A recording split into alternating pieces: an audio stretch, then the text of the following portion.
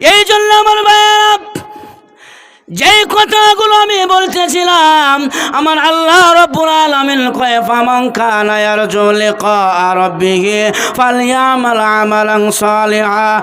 পৃথিবীর মানুষেরা, যদি আমি আল্লাহর সঙ্গে সাক্ষাৎ করতে চাও, আমি মালিকের সঙ্গে তোমাদের মুলাকাত করতে চাও, তাহলে দুনিয়াতে নেক আমল করতে হবে, আমল করতে হবে। আমলের মধ্যে এক নম্বরে বললাম নামাজ। আরে বান্দা, তুমি আমল করলে কি করলে না, না নিজের মন গড়া অনুযায়ী জীবন পরিচালনা করলে, এটার জন্য কিন্তু একদিন আমি আল্লাহর কাছে তোমাদের আসতে হবে। আল্লাহ এক আয়াতের মধ্যে বলেছে ইলাইহি তুরজাউন। এরা পৃথিবীর মানুষেরা, জীবনের হিসাব নিকাশ দেওয়ার জন্য আমি আল্লাহর সামনে তোমাদের দাঁড়াইতে হবে, আমি আল্লাহর কাছে আসতে হবে। ওরে দুনিয়ার মানুষ, তাহলে নেক আমল ছাড়া আল্লাহর সাথে সাক্ষাৎ করা সম্ভব নয়। নেক আমলের মধ্যে এক নম্বরে হলো নামাজ। এক নম্বরে কি? আরো জোরে এখন। আজকে আমাদের সমাজের মধ্যে নামাজের কথা বললে অনেকে বিভিন্ন অজুহাত দেখায়া দেখায়া চলে যায়। নামাজের কথা বললে যুবককে বলে যুবক মসজিদে আয়, যুবক কয় হুজুর আমার তো শরীর ভালো না। আমি কই শরীর না ভালো হওয়ার কারণ নাকি? তা রাস্তার মধ্যে দাঁড়ায় পেশাব করছি, ঢিলা কুলুপ কিছুই নিলাম না, শরীর তো নাফাক হয়ে গেছে গা, কেমনে মসজিদও যায়? আসে না নাই? দয়ে যুবক মসজিদে আয়, কয় হুজুর আমার পোশাক ভালো না। বলে পোশাক না ভালো হওয়ার কারণ কি? বলে পাক না না পাক বলতে পারি না, ঢিলা কুলুপ ব্যবহার করি নাই, যার কারণে মসজিদে আসতে চায় না। ও যুবক ভাইয়েরা, আল্লাহর নবী বিশ্ব নবী রাহমাতুল লিল আলামিন বলে গেছেন, এক ওয়াক্ত নামাজ যদি কোনো বান্দা ছেড়ে দেয় ইচ্ছাকৃতভাবে 2,88,000 বছর জাহান্নামের আগুনে জ্বলতে হবে যদি কাজা করার কারণে। আর না পড়লে যে কি পরিমাণ আযাব হবে তাহলে তো বুঝতে পারেন। এই জন্য আমার ভাইয়েরা, আমলের মধ্যে এক নম্বরে হলো নামাজ। নামাজ ছাড়া যাবে না। আল্লাহর নবী বিশ্ব নবী নামাজের প্রতি এত গুরুত্ব নবীজির ছিলেন, নবীজি নামাজে এত সময় খাটাইতেন। আপনাকে ওয়াজ করিয়া আমরা মসজিদে নিতে পারি না, কিন্তু আল্লাহর নবী নামাজে দাঁড়াইলে আমার আল্লাহ কোরআনের আয়াত নাজিল করে জানায়া দেয়, ইয়া আইয়ুহাল মুযাম্মিলু কুমিল লাইলা ইল্লা কলিলা। ও নবীজি, আপনি নিসফাহু ওয়া বিনকুস মিনহু কলিলা, রাতের কিছু অংশ নামাজের মাধ্যমে খাটান, আর কিছু অংশ আপনি ঘুমায়া যান, আর কিছু অংশ আপনি ইবাদতের মাধ্যমে খাটান। সারা রাত নামাজ পড়বেন না। আল্লাহর নবী বিশ্ব নবী রাহমাতুল লিল আলামিন নামাজের প্রতি এত গুরুত্ব আর ভালোবাসা ছিল গো। নবীজি আম্মা জান আয়েশার ঘরে একদিন এত লম্বা সাজদা দিলেন, ফজরের সময় মুসল্লিরা মসজিদের মধ্যে সবাই জমা হয়ে গেল। ফজরের টাইম আবার হয়ে যায়, নবীজি কেন ইমামতি করার জন্য আসে না? আল্লাহর নবীর কি ঘুম ভাঙ্গে না? নবী কেন আসে না? সাহাবায়ে কেরাম সারিবদ্ধভাবে মসজিদে নববীর মধ্যে দাঁড়ায় আছে, আল্লাহর নবী কেন আসে না? নবীজি কি সজাগ পায় নাই? এবং সমস্ত সাহাবীরা মিলে বলে, আবু বকর যাও, তুমি নরম আছো, নবীর কাছে গিয়া বলো উনি কেন এখনো আসে না। আবু বকর বলে, যতই নরম থাকে আর সম্পর্ক যতই ভালো থাকুক না কেন, নবীজির ঘুম ভাঙ্গিয়া আমি আবু বকরে বেয়াদবি পারতাম না। মাফ চাই রে ওমর, তুমি তো গরম সাহাবী, যাও, আল্লাহর নবী মনে হয় এখনো ঘুমে আছে, নামাজের সময় আবার হয়ে যায়, আল্লাহর নবীকে সজাগ করো। উমর কয়, আমি যতই গরম হই না কেন, নবীর কাছে মোমের চাইতে আরো বেশি নরম।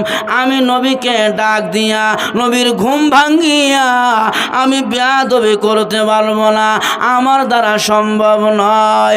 উমর যায় না। এখন সাহাবীরা মিলিয়া কয়, বেলাল তুমি না বলেছ আসসালাতু খায়রুম খায়রুম মিনান নাওম, ঘুম থেকে নামাজ ভালো। যাও, আল্লাহর নবী মনে হয় সজাগ পায় না, নবীজি মনে হয় ঘুমে আছে। আল্লাহর নবীরে ডাক দাও, উনি যেন সজাগ হয়ে ইমামতি করে। বেলাল কয় শেষ বেশ বুঝি ঠাডা আমার হয়ে পড়ছে। হায় হায়, এখন আমি কি করতাম? বেলাল তো সাহস পায় না ডাইরেক্ট ডাক দিতে। নবীজির ঘরের সামনে দিয়া যায় আর তাকবীর কয়, আসসালাতু খায়রুম মিনান নাওম, ঘুম থেকে নামাজ ভালো। এই তাকবীর দিয়ে একবার এই মাথায় যায়, আরেকবার এই মাথায় যায়, এই তাকবীর দিয়ে আসসালাতু খায়রুম মিনান নাওম, ঘুম থেকে নামাজ ভালো। কিন্তু সরাসরি ডাক দেয় না, বেয়াদবি হয়ে যাইব। যখন ঠিক না, আল্লাহর নবীর সাহাবী বেলাল এইভাবে যখন নাকি তাকবীর দেয়, আর একবার এই মাথায় যায়, আর একবার ওই মাথায় যায়, আল্লাহর নবী বিশ্ব নবী রাহমাতুল লিল আলামিন দরজাটা খুলিয়া বেলালের দিকে চাইলেন। বেলালের দিকে তাকানোর পর হযরত বেলাল বলে, নবী গো, ও আল্লাহর নবী, বেয়াদবি মাফ করবেন, বেয়াদবি মাফ করবেন। আমরা মনে করেছিলাম আপনি মনে হয় ঘুমে, আপনার মনে হয় ঘুমে চোখ লেগে গেছে, আপনি মনে হয় ঘুমায় আছেন। আল্লাহর নবী গো, আপনার চেহারা প্রমাণ করে আপনি ঘুমাল্লাই, আপনার দুইটা পা ফুলে গেছে গো, আপনার চক্ষু যেমন লাল রক্ত বের হয়ে গেছে।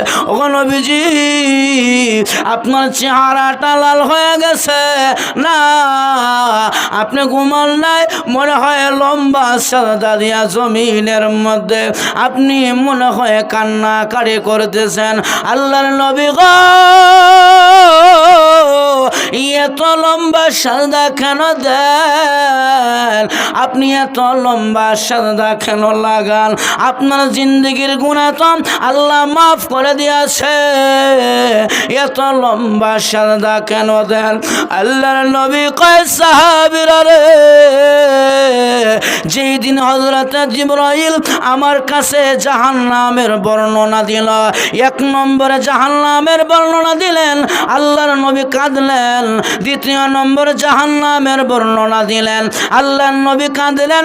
তিন নম্বর জাহান্নামের বর্ণনা দিলেন, নবীজি আরো চোখের পানি ছেড়ে কাঁদে। এইভাবে দিতে দিতে 6টি জাহান্নামের বর্ণনা যখন জিবরাইল নবীকে শোনাইলেন, নবীজির চোখ দিয়া পানি ঝরতে আরম্ভ করেছে। 7 নম্বর জাহান্নামের কথা জিবরাইল কয় না, আল্লাহর নবী কয়, জিবরাইল 7 নম্বর জাহান্নামের বর্ণনা আমার শোনাও। জিবরাইল কয়, না গো নবীজি, 7 নম্বর জাহান্নামের বর্ণনা আমি জিবরাইল দিতে পারবো না। জিবরাইলের চোখ থেকে পানি ঝরতে আরম্ভ করেছে। আল্লাহর নবী কয়, না রে জিবরাইল, 7 নম্বর জাহান্নামের বর্ণনা আমার শোনা। আমার উম্মত কেমন করে গো 7 নম্বর জাহান্নামের আগুনে পড়বে? আমি নবী জানতে চাই, আমার শোনায়া দাও। হযরত জিবরাইল আলাইহিস সালাতু ওয়াস সালাম আল্লাহর নবীকে 7 নম্বর জাহান্নামের বর্ণনা যখন শোনায়া দিলেন, নবীজি 7 নম্বর জাহান্নামের বর্ণনা শুনিয়া জমিনের মধ্যে বেহুশ হয়ে পড়ে গেল। নবী কথা বলতে পারে না, এত কঠিন জাহান্নামের বর্ণনা। জিবরাইল চলে গেল, আল্লাহর নবীকে সাহাবীরা হুঁশে এনেছে। যখন নাকি নবীজি হুঁশে আসলেন, নবীজি জাহান্নামের কথা শুনিয়া এখন নবীজি ঘুমাইতে গেলেন। আল্লাহুম্মা উম্মতি, আল্লাহুম্মা উম্মতি। নবী খাইতে গেলাম, আল্লাহুম্মা উম্মতি। নবী নামাজে গেলাম, আল্লাহুম্মা উম্মতি। আল্লাহ গো, আমার উম্মত জাহান্নাম থেকে বাঁচাও। আল্লাহ, জাহান্নামের বর্ণনা যেমনে জিবরাইল আমাকে শোনাইল, আমার উম্মত জাহান্নামের আগুন বরদাস্ত করতে পারবে না। আল্লাহর নবী সব জায়গায় উম্মতের কথা বলে। একদিন বিশ্ব নবীজি রাহমাতুল লিল আলামিন ঘরের মধ্যে দরজা লাগায়া কান্দ কান্দে, আল্লাহুম্মা উম্মতি, আল্লাহুম্মা উম্মতি, আল্লাহ আমার উম্মতকে জাহান্নামের আগুন থেকে বাঁচাও। আল্লাহর নবী কাঁদে, দরজা খুলে না। হযরত আবু বকর আসলো, দরজা খুললো না। উমর আসলো, দরজা খুললো না। হযরত ফাতেমা রাদিয়াল্লাহু আনহা আল্লাহর নবীর ঘরের দরজার সামনে দাঁড়াইয়া নবীজিকে ডাক দিয়েছে, আব্বা জান দরজা খুলেন গো। এইভাবে কেন কাঁদেন? নবীজি দরজা খুলে না। আম্মা জান আয়েশা দরজা খুলে না। আল্লাহর নবী কাঁদেন। হযরত ফাতেমা বলে, আব্বা আপনি কি মনে করেছেন আবু বকর চলে গেল, উমর চলে গেল, উসমান গনি, সালমান ফারসি চলে গেল, আমি ফাতেমা চলে যাব? এমনটা নয় গো বাবা, আল্লাহর কসম করে বলি আমি ফাতেমার মরণ হয়ে যাবে গো। এরপরও আমি ফাতেমা তোমার দরজা থেকে খালি ফিরত যাব না। আব্বা দরজা খুলে দাও। আল্লাহর নবী কয়, আয়েশা রে আমার পাগল ফাতেমা রে, এইভাবে বিদায় করা যাবে না। সবাই চলে গেল, আমার ফাতেমা আমাকে না দেখিয়া যাবে না। আল্লাহর নবী বিশ্ব নবী ওনার ঘরে দরজা খুলে দিলেন। আল্লাহর নবীর ঘরে ঢুকে ফাতেমা বলে, আব্বা সাহাবীরা কাঁদে, আপনিও কেন কাঁদো গো? কি হয়েছে আপনার? আল্লাহর নবী কয়, ফাতেমা রে যেদিন থেকে জিবরাইল আমি নবীকে জাহান্নামের বর্ণনা শোনায়া দিল, আমি নবীজির চোখে ঘুম নাই। আমার উম্মত জাহান্নামের আগুনে পড়বে, আমার পর্দা সয় না। ওরে ফাতেমা আমার বড় ভয় হয়, আমার গুনাহগার উম্মতেরা জাহান্নামের আগুনে কেবল করে থাকবে। ফাতেমা রে শুনিয়া রাখো, পৃথিবীতে মা যেমন সন্তানরা মুহাব্বত করে, আমি নবী তার চাইতে বেশি মুহাব্বত করি আমার উম্মতরা। আমি নবী তার চাইতে বেশি ভালোবাসি আমার উম্মতরা। ওরে ফাতেমা আমার বড় ভয় হয়, আমার উম্মত জাহান্নামে কেমন করে থাকবে। আল্লাহ কোরআনের আয়াত নাজিল করে জানায়া দিল, ওয়ালা সাওফা ইউতিকা রাব্বুকা ফাতারদা। নবী গো কাঁদিয়েন না, আমি আল্লাহ উম্মতের ব্যাপারে আপনাকে দিতে থাকব যতক্ষণ পর্যন্ত আপনি খুশি না হবেন। আমার নবী কয়, আল্লাহ যতক্ষণ পর্যন্ত একজন উম্মত জাহান্নামে থাকবে ততক্ষণ পর্যন্ত আমি নবী খুশি হব না। আল্লাহ কয়, নবী গো আমি আল্লাহ ওয়াদা করেছি আপনাকে দিতেই থাকব। আপনার সমস্ত উম্মতদেরকে জাহান্নাম থেকে উঠাইয়া জান্নাতের মেহমান বানাইয়া এরপরে আমি আল্লাহ আপনি নবীকে খুশি করে দিব। এই যে আল্লাহর নবী লম্বা সেজদা দিলেন একমাত্র উম্মতের কারণে। নবীজি ঘুমায় না, উম্মতের কারণে লম্বা সেজদা দিলেন। সাহাবায়ে কেরাম মনেছে নবী ঘুমায় গেছে। তাহলে আমার ভাইয়েরা, আল্লাহর নবীর কাছে ছিল নামাজ। আল্লাহ রাসূল বলছেন, উম্মতেরা রে পৃথিবীর 2-3টা জিনিস আমি নবী ভালোবাসি। এক নম্বরে হলো আসসালাহ। আমি নবী নামাজকে বড় ভালোবাসি। নামাজের প্রতি নবীজির মুহাব্বত আর ভালোবাসা ছিল।